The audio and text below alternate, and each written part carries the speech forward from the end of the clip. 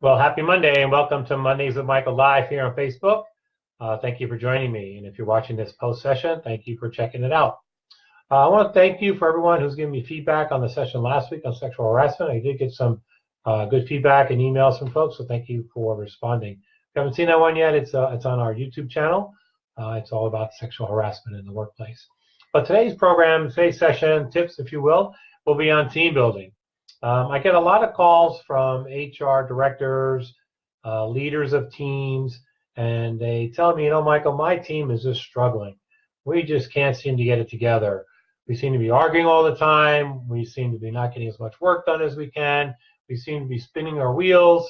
What can we do to, better enhance our teamwork to get more work done, get work better together?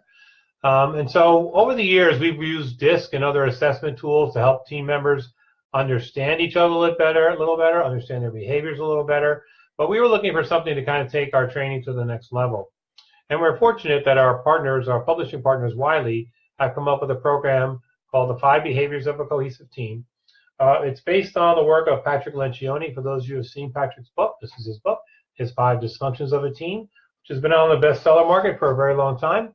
About 3.5 years ago, Wiley came up with a partnership with the Table Group, which is Patrick's organization, to build this 5 behaviors program to take the work out of the book and really bring it to life and really help teams work better together. And so how does this program work? How does this process work?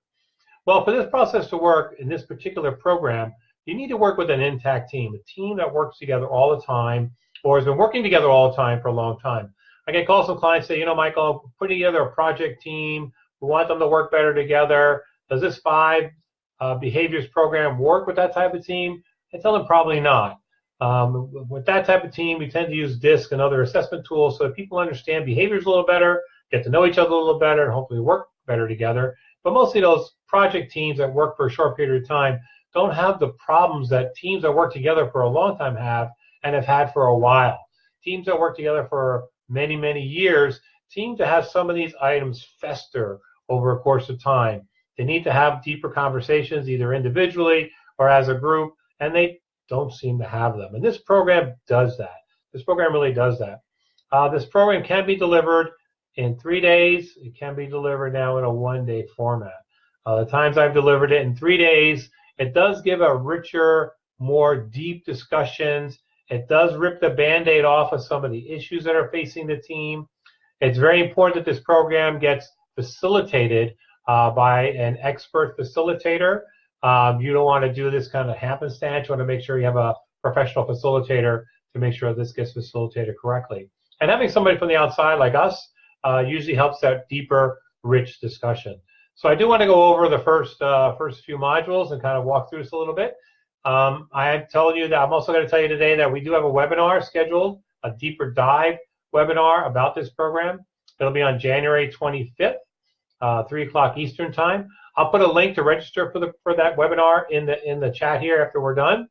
But it will be a deeper discussion of the 5 steps that the teams are going to go through.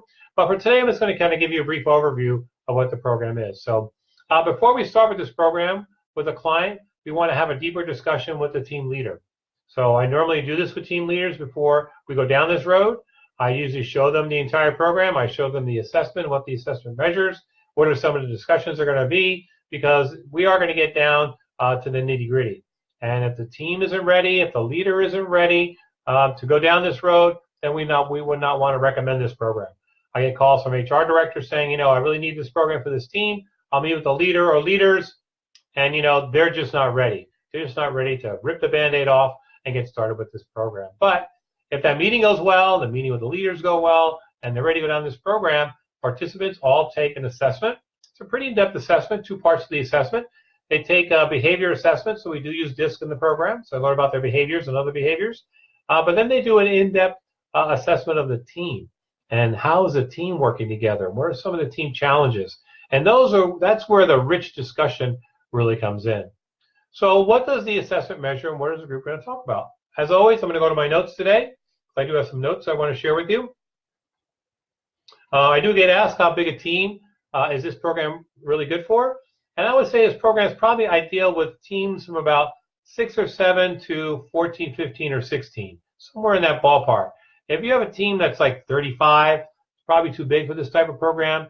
You probably could do with a team of 3 or 4, but it may not be a team that's really big enough to get into the real issues. This may be a situation where you're used to a little more one-on-one coaching with team members. But what does this assessment measure? So on top of the DISC, which we will do in the program, it measures 5 things. It measures trust, conflict, commitment, accountability, and results. So what does that mean? So the first and the base of the program is all built around trust. And it's built around vulnerability-based trust. So when team members are genuinely transparent and honest with one another, they're able to build vulnerability-based trust. And what does that mean? That means that as a team member, not only are you willing to compliment another team member when they do the job well, but you're also willing on your own to fall on your sword, if you will, to take ownership of something that you messed up on, apologize when something that you did affected the team either negatively or you didn't get something done on time. Being vulnerable will make the whole trust thing a lot more trustworthy, make it a lot more conducive to the team.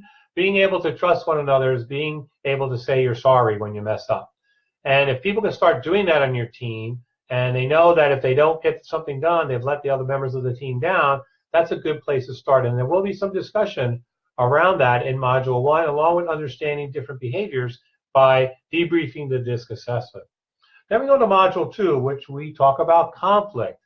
So when there is trust, team members are able to engage in unfiltered, constructive debate of ideas. And healthy conflict is different than arguing. So healthy conflict, and we go through the healthy conflict model, that depending on your DISC style, there are healthy behaviors you can do in conflict and unhealthy behaviors. And you definitely want to get into those healthy behaviors in conflict.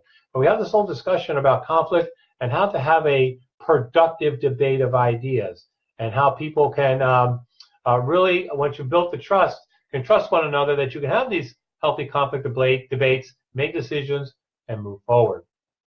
Module 3 is all around committing to decisions.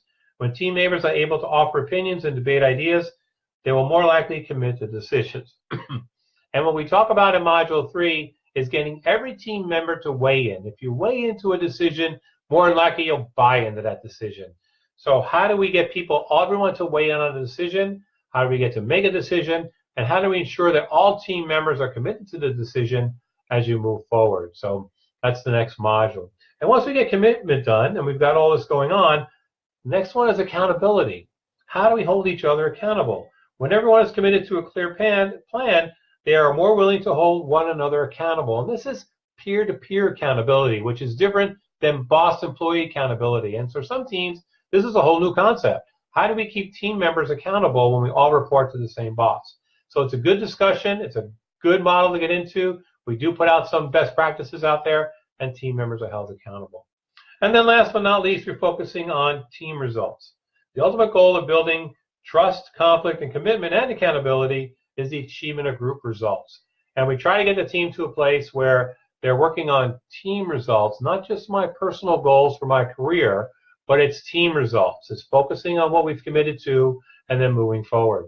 A couple things we do during the program is we have the team come up with a set of group norms, team rules, team behaviors, and we work on those along the way.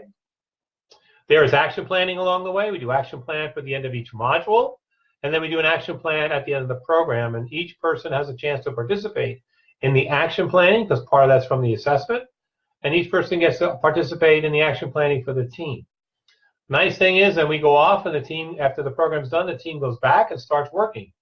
2 tools that we give teams post-training is we give them a comparison report where they can compare their individual results to each team member. We strongly encourage one-on-one meetings based on that assessment result.